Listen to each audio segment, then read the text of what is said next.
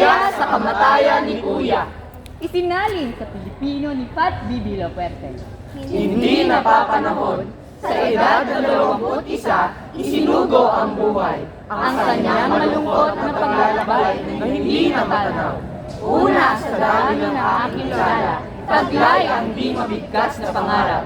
Di may pakitang pagmamahal at kahit pagkaraan ng maraming pagsubok, sa gitna ng nagaganap na usok sa umaga, maniwala, dili, panghihinga at pagbagsak. Ano ang naiwan? Mga naikwadrong larawan, guhit, Poster at larawan, aklat, talarawan at iba pa. Wala nang dapat ipagbunyi ang masaklap na pangyayari. Nagwakas na sa pamamagitan ng luha, naglandas ang hangganan, gaya ng paggunita.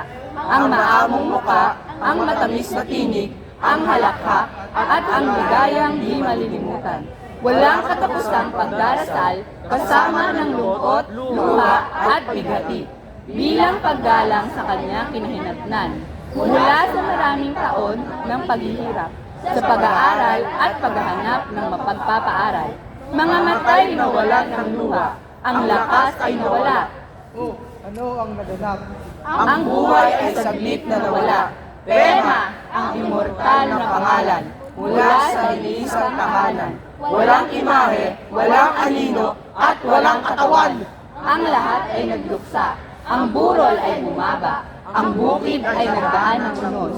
Malungkot na lumisan ang tag-araw, kasama ang pagmamahal na inalay. Ang kasanganap ang ina Ay hindi na makikita. Ang masayang panahon ng pangarap. Akda mula sa Panitikang Asyano.